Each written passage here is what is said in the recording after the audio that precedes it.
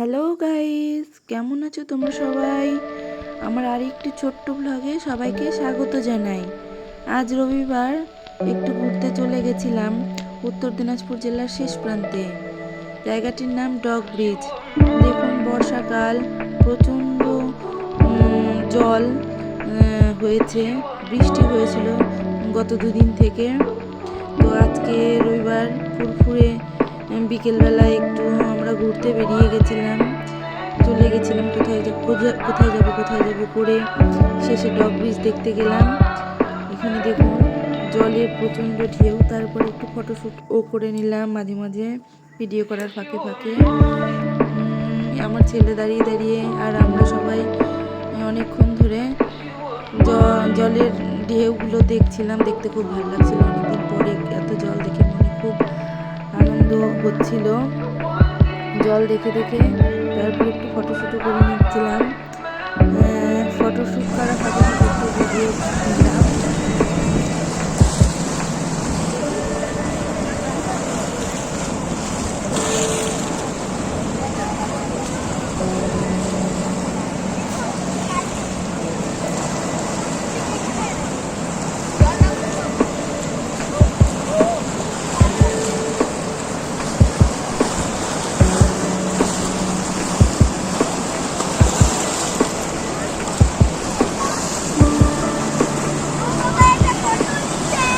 কোনটা অনেক নিচে?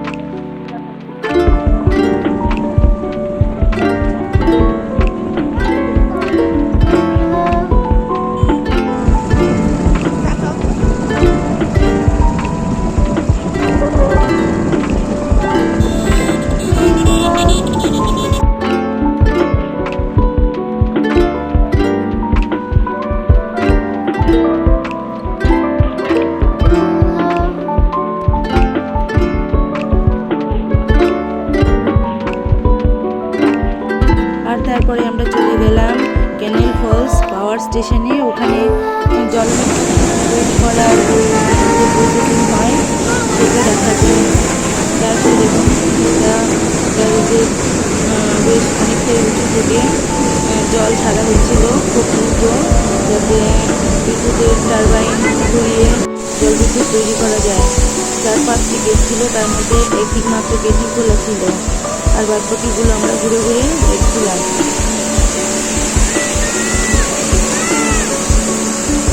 তারপর ওখানেও একটুখানি ফটো শ্যুট করে নিলাম। করার পরে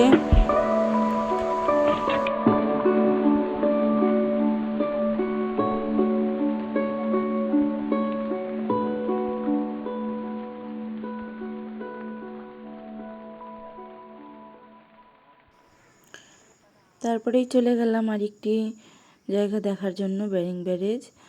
ওখানে ওপর দিয়ে তিস্তা ক্যানেলের জল বয়ে যাচ্ছে, আর তারই নিচ দিয়ে বয়ে চলেছে মহানন্দা।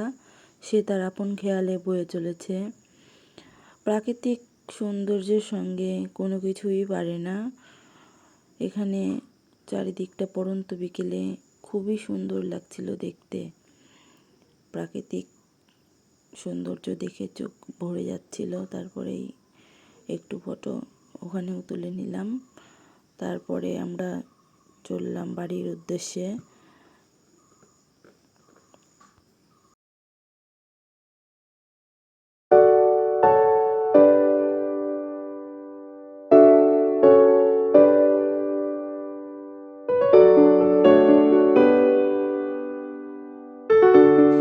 ঘোরাঘুরি শেষ, তারপরে চলে গেলাম একটু রেস্টুরেন্টে খাবার জন্য।